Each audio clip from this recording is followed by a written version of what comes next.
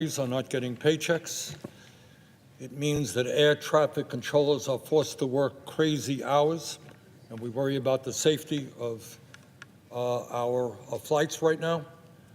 We worry about Capitol Police officers right here in D.C. having a hard time feeding their families.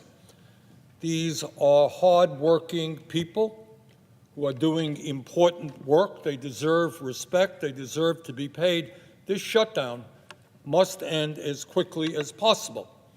And on top of the fact that we have hundreds of thousands of workers not getting paid, we now have a president who, for the first time in the history of this country, is willing to allow our kids, low-income, working-class children, to go hungry in order to try to make a political point, a point, by the way, that the American people are seeing through. Mr. President, the cause of this shutdown is not complicated. For the first time in ever, the majority party in the Senate, which needs 60 votes to pass a budget, is refusing to negotiate. It is their way or the highway, take it or leave it. We got the majority, we're not talking to you, despite the fact that they only have 53 votes. And to make this situation even more absurd, and to show the American people the contempt in which the Republicans hold for negotiations and democracy, you got a Speaker of the House who has now given his members a 6-week paid vacation. Country is in the midst of a major crisis. Republican members of the House are nowhere to be seen. They're on a paid vacation. And if that doesn't tell you everything you need to know about whether Republicans are willing to negotiate, I don't know what will. Mr. Speaker, everybody in this country knows that our current health care system is broken. They know that we pay by far, not even close, the highest prices in the world for health care, while some 85 million Americans are uninsured or underinsured. They know that we are the only major country on earth not to guarantee health care to all people as a human right, something which must change. And what they also know is that Donald Trump and the Republicans, through their horrendous, big, beautiful bill, are making a broken, dysfunctional health care system even worse, taking it to the verge of collapse. That legislation is doubling premiums for over 20 million Americans who are in the Affordable Care Act exchange. And in my state, we are hearing from Vermonters who are being asked to pay a tripling of their rates and even a quadrupling of the rates. Who, in God's name, at a time when health care costs are already so high, can afford a doubling, a tripling, a quadrupling of their rates? That is insane. Nobody in my state, or I expect in this country, can afford to pay that.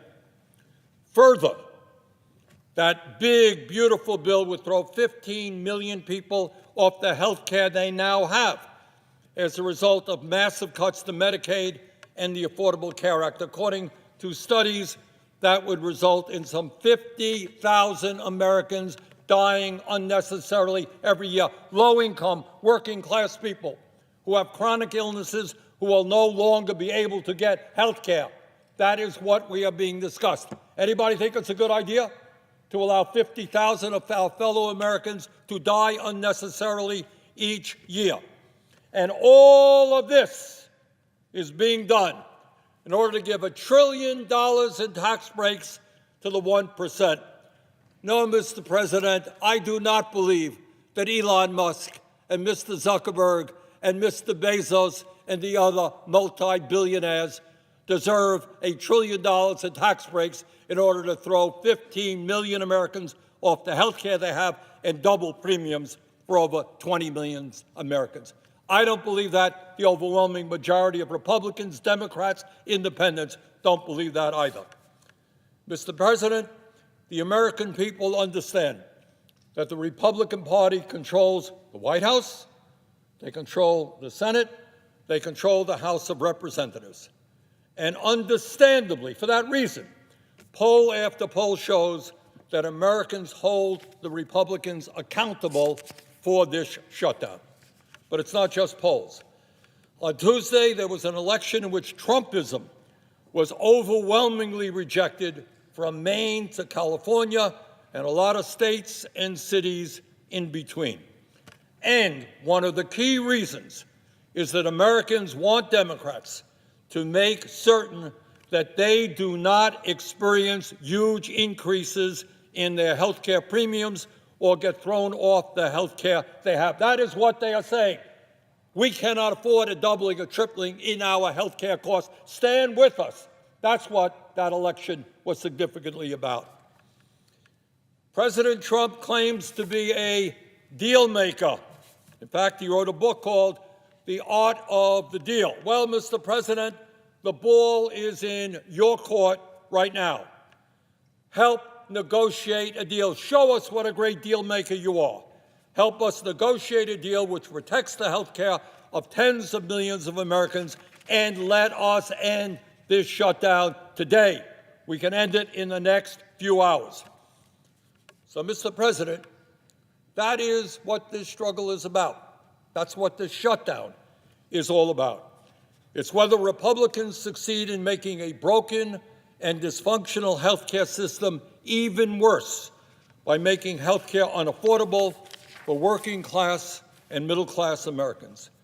It's about whether millions of our fellow Americans no longer have health insurance and that many of them will die unnecessarily.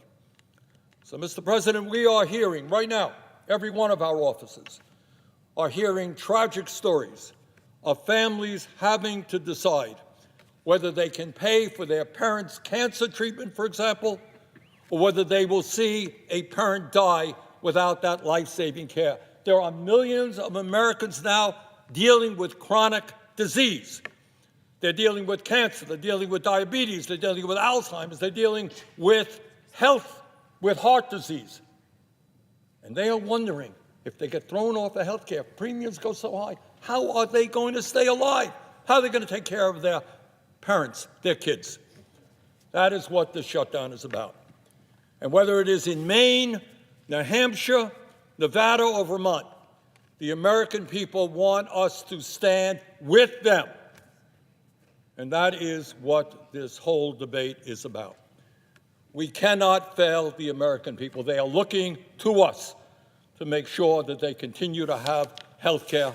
Let us not betray them. Thank you.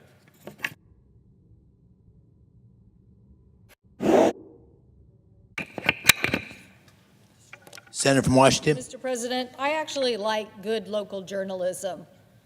I'm going to fight as hard as I can in the United States Congress to keep local journalism and fight AI that basically might obliterate it for all intents and purposes.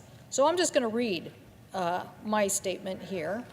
In an article printed in the Vancouver Columbian on August 11th, 2025, the headline is, "Child care owner urges Congress to take action to save the Affordable Care